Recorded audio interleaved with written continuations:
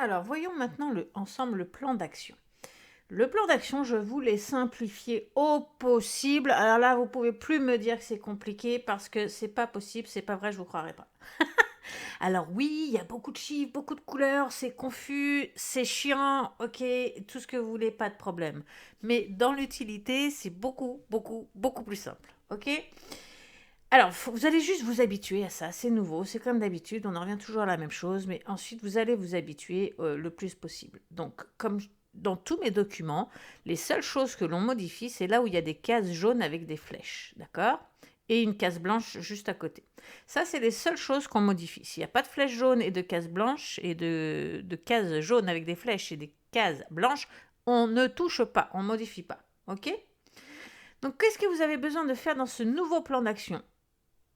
Vous avez ici, c'est le nombre de pourcentages la façon dont on va répartir notre budget. Donc, soit vous faites comme moi et vous ne touchez pas à ça. Je vous ai mis, vous voyez, en dessous là des intitulés, je vous ai mis les chiffres par défaut.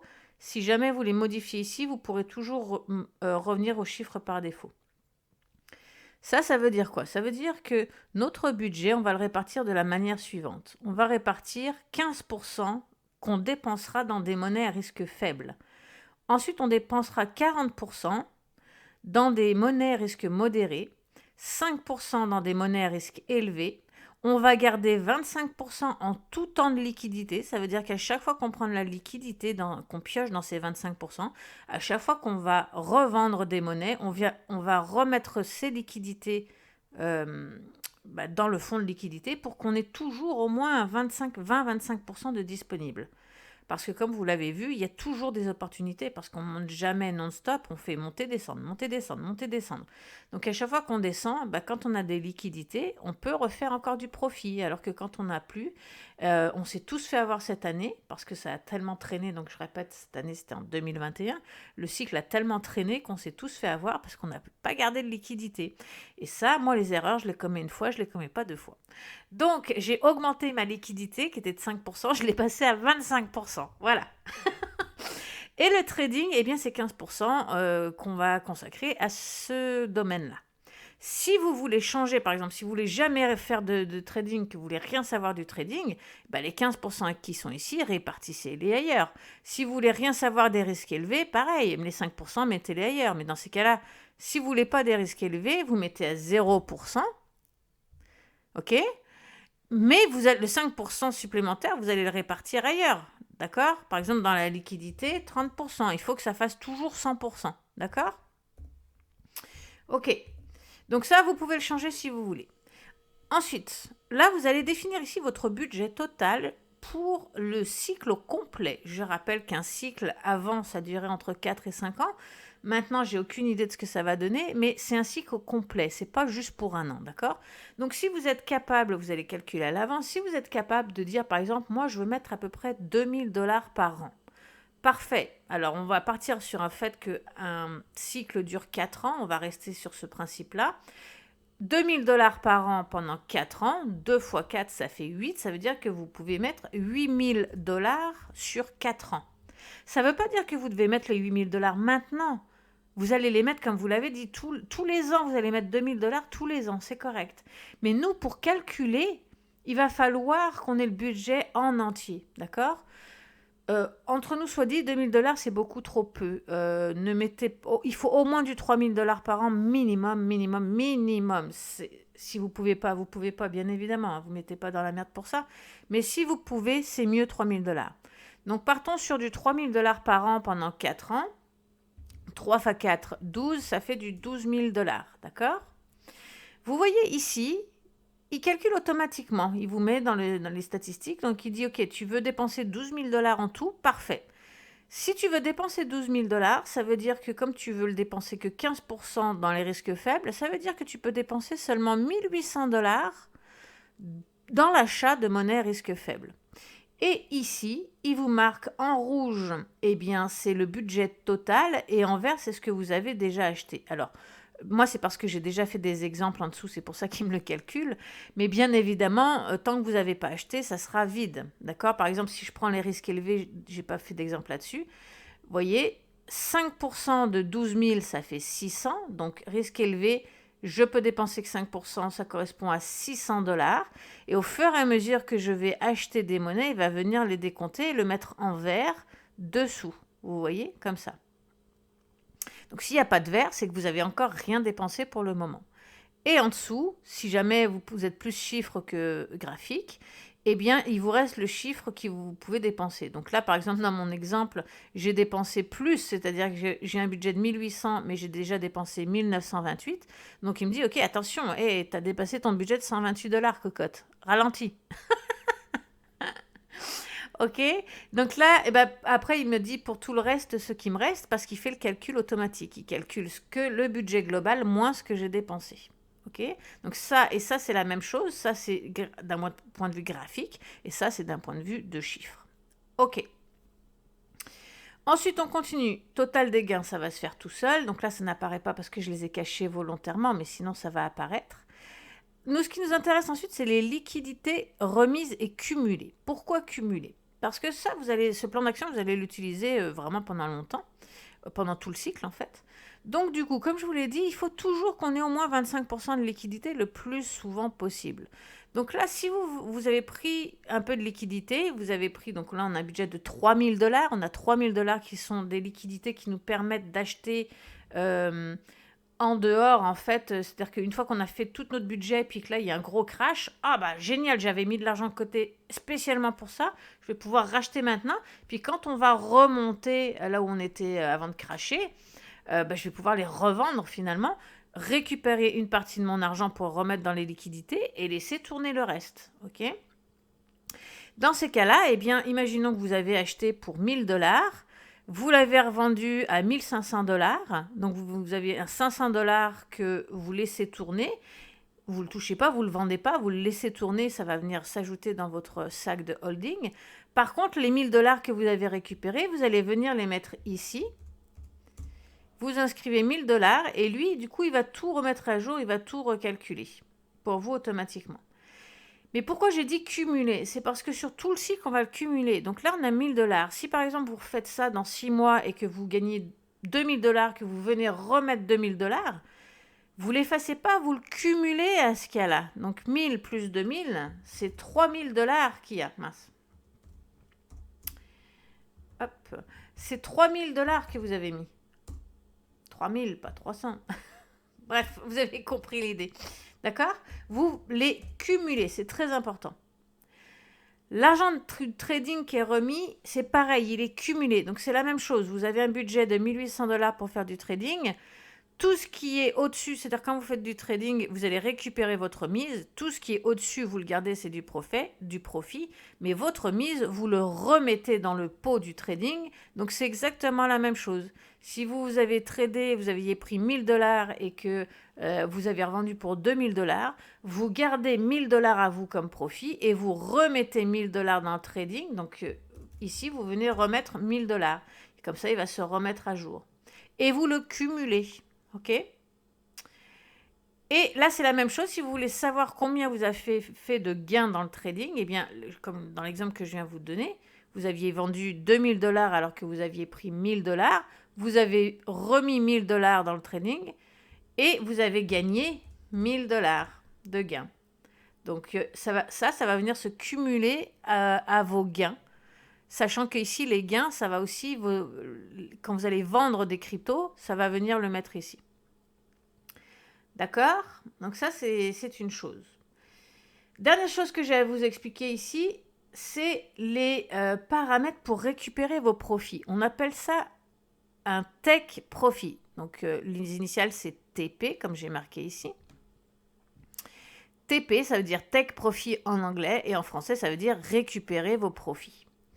Donc, ce que j'ai fait, c'est là aussi, encore, vous pouvez modifier les valeurs par défaut.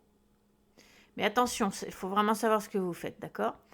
Ça c'est... Comment vous expliquer ça? Ça, c'est ce qui va être votre plan de match. C'est-à-dire que c'est ça qui va vous dire quand vous devez vendre vos crypto-monnaies. Alors, moi, je serai là pour vous aiguiller, mais je vais vous aiguiller seulement sur la dernière partie. On récupère ses profits en 2 ou 3 parties, ça dépend du cycle. Moi, je vais vous aiguiller sur la dernière partie. voyez, la dernière partie en rouge, le profit 3. Donc, on commence par un profit 1, un profit 2, un profit 3. Le profit 3, c'est ce qui correspond au fichier stratégie de sortie. Donc, tout ça, je vous l'expliquerai à un autre moment. Mais du coup, moi, je vais vous aider sur la stratégie, la dernière stratégie de sortie, donc le Take Profit 3. Mais pour le 1 et le 2, vous allez devoir vous débrouiller tout seul parce que je ne peux pas m'occuper de tout le monde en même temps. D'accord? Donc, qu'est-ce que ça dit? Je vais vous montrer avec les exemples que j'ai mis. Attendez, voilà. Alors, voilà. Ok, là j'ai mis des exemples. Donc là, par exemple, dans mon exemple, j'ai acheté 125 ADA au prix unitaire de 1,25 $, ce qui m'a coûté 156 $. Là, le take profit se calcule automatiquement. Le take profit, là, il dit OK, si c'est une monnaie à risque faible, on va rajouter 100% au prix unitaire pour le profit 1, 150% au prix unitaire pour le profit 2 et 250% pour le prix unitaire sur le prix unitaire pour le profit 3. D'accord?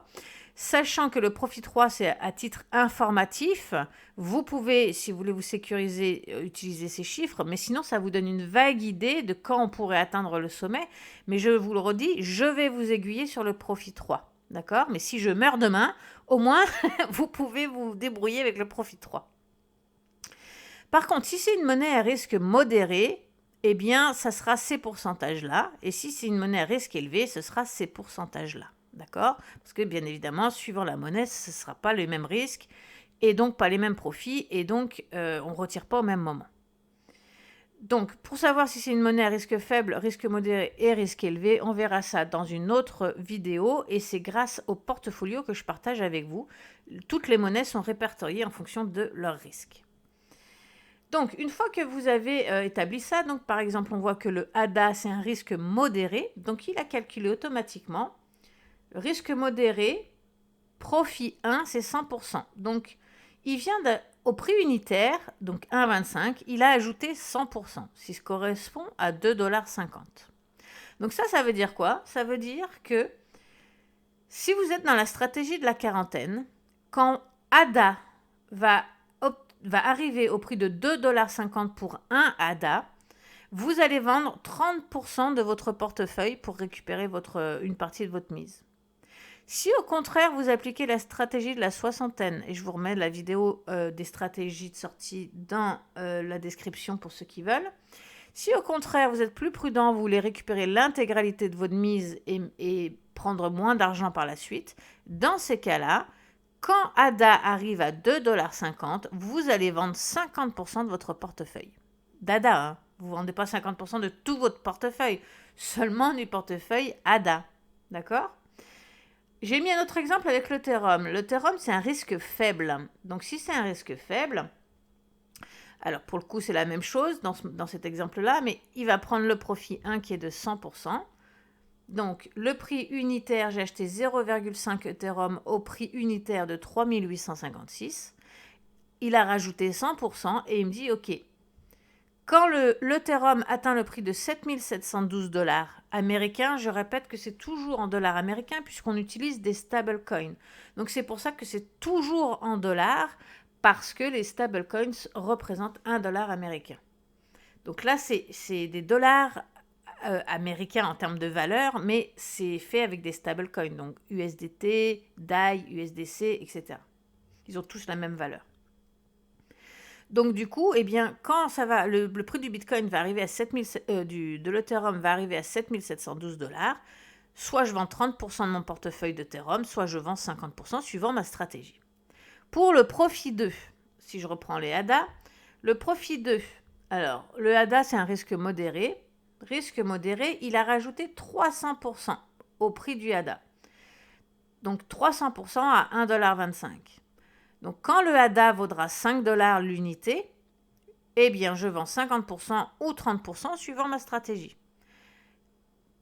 Ensuite, pour l'Ethereum, c'est un risque faible. Donc, le profit 2, il a rajouté combien? Lui, il a rajouté 150. Il a rajouté moins parce que, comme c'est des chiffres assez élevés, il va moins monter. Donc, c'est pour ça que les chiffres ne sont pas les mêmes. Les pourcentages ne sont pas les mêmes. Donc, risque faible, 150%. Il a donc rajouté 150% au prix unitaire, ce qui correspond à 9 640 $. Quand l'Ethereum atteint 9 640 $, vous vendez 50% ou 30% de votre position du portefeuille de la monnaie en question. OK ? Et enfin, pour la troisième stratégie, à titre informatif, il vous donne le prix, mais je vous le redis, je vous aiguillerai sur cette troisième partie. Voilà. Je vais faire ensuite une autre vidéo pour vous expliquer comment rentrer les informations. Là, vous avez compris comment ça marchait. Ah, juste un dernier truc, vous pouvez choisir d'afficher vos crypto-monnaies. C'est-à-dire, par exemple, si vous cherchez quelque chose. OK. Là, quand vous allez, c'est un filtre, ça, d'accord? Donc, quand vous cliquez dessus, il va vous afficher seulement les monnaies que vous avez choisies. Donc, par défaut, il devrait toutes les afficher. Si jamais il y a une monnaie que vous ne retrouvez pas, pensez à venir voir sur le filtre pour être sûr qu'elle est bien cochée. Si elle n'est pas cochée, vous voyez, je décoche Ethereum. Hop, vous voyez, il ne me les affiche plus. D'accord? Alors, pourquoi c'est intéressant de faire ça? Parce que si vous voulez savoir, par exemple, combien vous avez de ADA, imaginons que vous ayez vendu des ADA, vous en avez acheté, vendu, eh bien, ça va tout venir se mettre ici. Et du coup, ça va tout calculer pour vous. Ça va vous dire, bah, tu as dépensé tant en achat, tu as gagné tant en vente, et du coup, bah, il te reste tant de ADA, et bref, il te reste tant de ton portefeuille, il te reste là 100% du portefeuille à vendre, par exemple. Dans l'autre vidéo, je vais vous montrer un exemple où justement il y aura de la vente et de l'achat, ça va tout être expliqué. Là, je voulais juste vous expliquer l'interface du plan d'action. Ensuite, dans la deuxième vidéo, on va voir comment le remplir. Voilà, donc je pense que c'est tout à fait clair, j'imagine. C'est très important donc d'utiliser ce filtre quand vous avez... donc, vous sélectionnez, tout sélectionner pour afficher toutes vos monnaies et vous décochez vide. Parce que regardez, si je décoche pas vide, vous voyez, ça me met plein de cases pour rien. Donc, je ne peux pas voir mes résultats.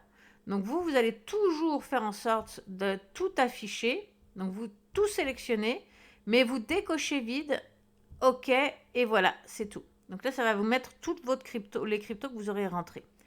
Et je le redis, si vous voulez voir une crypto en particulier, eh bien, il suffit de tout effacer et sélectionner seulement la crypto que vous voulez.